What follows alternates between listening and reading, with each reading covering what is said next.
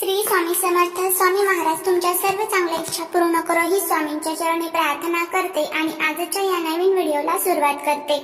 येत्या 10 जुलैला म्हणजे स्वार गुरुवार या दिवशी आलेले आहे आषाढ महिन्यातील पौर्णिमा, ज्याला आपण गुरुपौर्णिमा या नावाने देखील ओळखत असतो. प्रत्येक महिन्यामध्ये पौर्णिमा तिथी येते आणि प्रत्येक महिन्यातील पौर्णिमा ही माता लक्ष्मी आणि भगवान विष्णू यांना समर्पित असते. पण गुरुपौर्णिमा हा असा एक सण आहे या दिवशी आपण आपल्या गुरूंची सेवा करत असतो.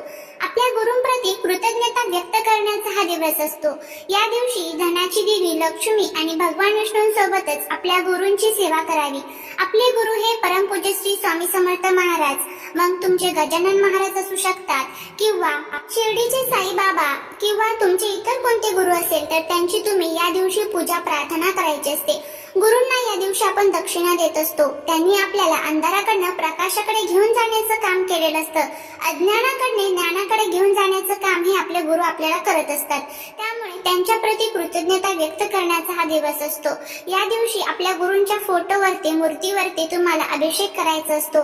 त्यांना प्रिय असणाऱ्या वस्तू ह्या त्यांना अर्पण करायच्या असतात.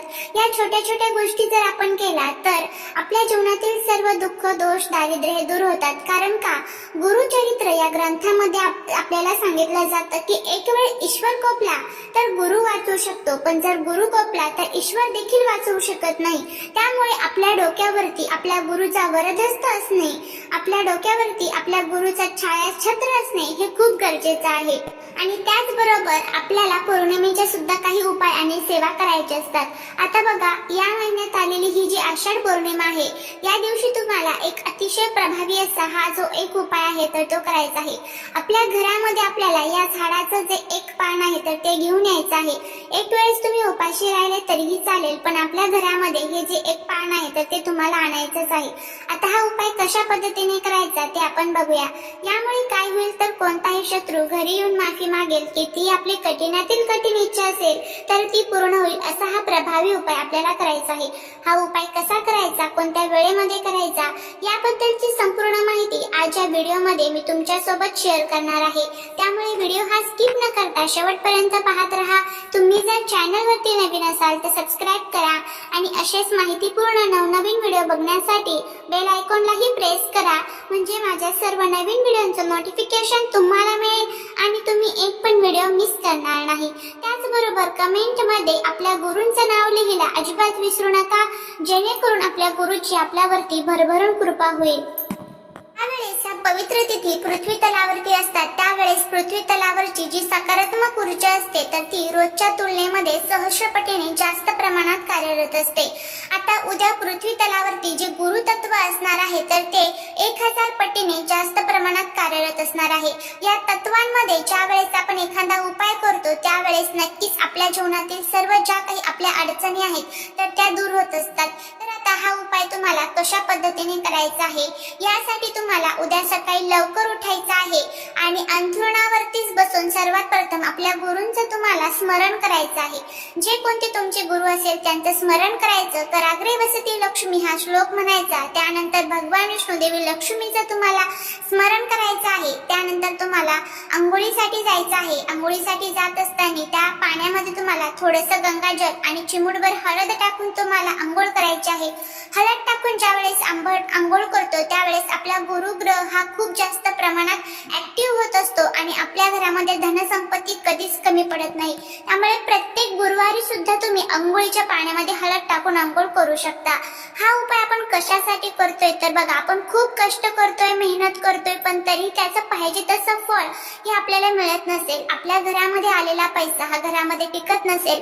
एखादा शत्रू आहे आणि तो शत्रू तुमचा ओळखीचा किंवा अनोळखी असेल आणि त्या शत्रूमुळे तुमच्या घराला नजर लागलेली असेल, शत्रुपीडा, शत्रुबाधा, शत्रुदोष यासारखे दोष तुमच्या घरामध्ये तयार झालेले असेल किंवा पितृदोष असेल, वास्तुदोष असेल, ग्रहदोष तुमच्या घरामध्ये असतील तर ते सर्व दोष दूर करण्यासाठी, घरावरती कोणी वाईट बाधा केलेली आहे तर ते सर्व दूर करण्यासाठी, घरामध्ये आलेल्या तुमच्या पैशांच्या अडचणी, पैसाच घरामध्ये टिकत नाहीये, देवी लक्ष्मी घरामध्ये स्थिरच राहत नाहीये, तर या तुमच्या अनेक समस्या, तुमच्या मनामध्ये खूप इच्छा आहे, मग ती इच्छा तुमची कितीही जुनी असेल ती इच्छा तुमची पूर्ण होण्यासाठी हा जो प्रभावी उपाय आहे तर तो तुम्हाला करायचा आहे.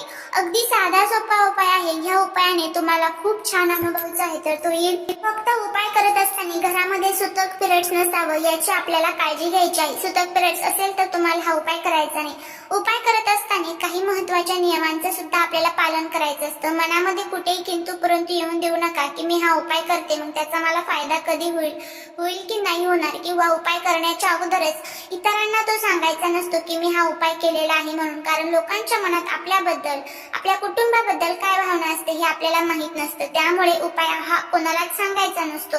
घरातील व्यक्तींना तुम्ही सांगू शकता, काहीच अडचण नाही.